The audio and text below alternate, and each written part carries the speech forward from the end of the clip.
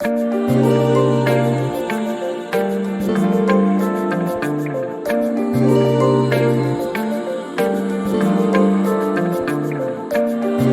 DP, that covers the major themes. The major themes in relation to electricity, land, and jobs. and We've jobs, covered that. yes. Yeah. And of course, there are many other aspects like which you can then add in terms of jobs as to how are we going to convert a lot of the temporary work opportunities in government into permanent, much more quality jobs. It's absorptions of people who would otherwise do EPWP into permanent jobs. Like if you need to clean the roads, let's clean the roads perpetually, forever. Let's give you a job to do that all the time, not for a 12 months period, because these expanded public works programs are meant for 12 months with a very small stipend.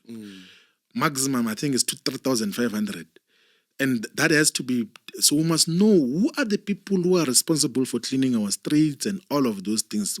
Proper job that is guaranteed, has got a pay slip, has got pension benefits, there's everything else. There's a medical aid if there's a need for a medical aid in that context, and all of those issues also. But also we then have to start the program of insourcing of security guards, of people who work in gardens, in public institutions. And that will then convert the jobs into much more quality jobs. I'm sure that there are so many illustrations that we can give in the municipalities where we pushed insourcing as the EFF in the city of Johannesburg and Nelson Mandela Bay. In Tswana, although the insourcing is not completed, but there are so many proper benefits, even in the universities and universities of technology where we pushed insourcing. The quality of work radically improve once the workers are insourced and they've got all the benefits. They actually even become much more productive because they know that they've got a decent job that they must protect at all times. So it's a much more comprehensive plan that we have in the jobs section, which is going to create sustainable and dependable jobs for our people, which are going to deal with the poverty crisis. How many jobs does the commitment, what figure does the commitment in the manifesto put? So the collective number that we estimate from the industrial expansion and government absorption, in the short term, it's 4 million, and in the long term, it's 9 million jobs. And boldly so, because you can't, for instance, I've looked in the manifestos, into the manifestos of the other two national parties, which have got representation in all other provinces. The other one says they are going to create 1.5 million jobs. The other one says 2 million jobs. Why would you promise 2 million jobs when you've got 9 million unemployed people now? Ourselves who are pushing for full employment.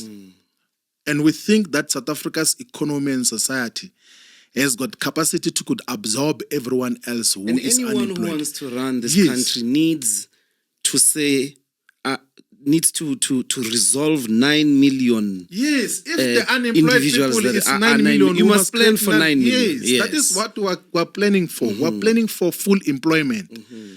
And we have got clear mechanisms as to just how to achieve that, and it's explained in the manifesto. We've spoken to how the industry is going to be activated to absorb as many people as possible, small-scale agriculture, the manner in which we're going to utilize government as well as a major. These 9 million job promises, these are not, in-service training, EPWPs. No, it's not those things. It's not those things which... so there's these things of the Sector Education and Training Authorities. SETA, yes. There are SETAs. So there's different SETAs in different sectors, in the chemicals industry, in the hospitality industry, and all of those things. Then government gives independent service providers money, 56,000 to 96,000, to say, please employ these people for a period of 12 months. Give them a stipend of 1,500 or 2,600, but for 12 months. We're not going to do that. We're going to create permanent, sustainable jobs for our people. Because what is the use of, they say it's in-service training, but you find one person has attended all the SETAs, but there is no progression into full employment. So we need to create permanent jobs for our people. The resources that are being allocated to SETAs can be utilized to subsidize labor absorptive industry that is going to create millions of the jobs that we need for all our people. What are the, because we still have a little bit more time, maybe let's say 3 other major, outside of the theme, categories of commitments that the manifesto speaks to? I think the